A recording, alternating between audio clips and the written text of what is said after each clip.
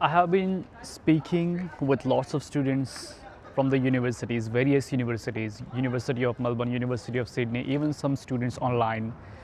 And the most common factor, every single student is mentioning that they're having a study anxiety. So what is meant by the study anxiety, where it's coming from? So, the most common pattern which I have been noticing when students are repeatedly telling me is they were very good in their high school, they were very good in their school because study was never an issue. But since they joined the university, suddenly study becoming a difficult task. Now some students are facing that they are having anxious feeling while doing the active recall, one day before the exam, during the exam, or even sitting next to the computer or solving a basic problem.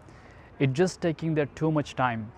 And when those uncomfortable emotions comes up, then what they do to avoid that uncomfortable emotion, they either go on their phone, they watch Netflix, or avoid the feeling behind the work. And they think that going on phone, it's actually a solution. Yes, it is temporary solution. But once the dopamine level reduce, then they suddenly remember that they have to study, and they try to approach study again.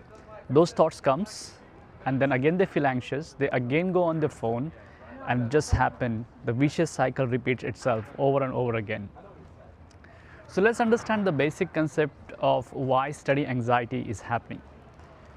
So one of the reasons which I think study anxiety is happening, and I have helped lots of students after diagnosing the real issue. Most of the students, they are facing the life has drastically changed after COVID. And I'm not saying the COVID impacted on every single one. Yeah, it does. It did. But what I'm saying, whenever students try to study or learn a material, they are heavily relying on AI. What AI does, some concepts, some questions you get stuck at, you immediately go ask ChatGPT. ChatGPT give you immediate answer, so it reduces the urgency. So your brain is kind of addicted to that immediate solution, immediate solution. For example, if you're stuck at implicit function of the maths, or derivative, or integration, or if you wanted to learn some machine learning concept, so you're going asking ChatGPT, and ChatGPT is immediately giving you that answer. So after reading those comments, after reading those messages, you feel smarter because ChatGPT is giving you immediate answers. But when point come to do the active recall, when point come to solve this problem, then you have to put extra brain power, extra willpower, and then now your brain is competing the efficiency with the ChatGPT versus your actual skill set. You are human, you are not AI, so it's gonna take a time.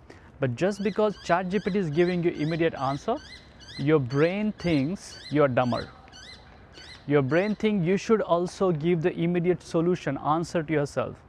But just because relying on ChatGPT, relying on AI, it gives you immediate answer, and when you try to solve the questions by yourself, it doesn't give that immediate answer, it takes a delay, then this is where the discomfort happens. And when discomfort happens, you do not have a skill how to deal with those discomfort. Then what you do, you want quick solution. So what quick solution presented next to you is either going on your phone, either watching Netflix, or just avoiding the task to make yourself feel better. Because you are addicted to chase the dopamine every single time. The moment you wake up, you are getting exposed with lots of and constant notification. So this is the main cause of study anxiety. If you would like to know about how to deal with this study anxiety and what to do in this situation, comment down below, and I'm definitely happy to assist you with that. See you next time.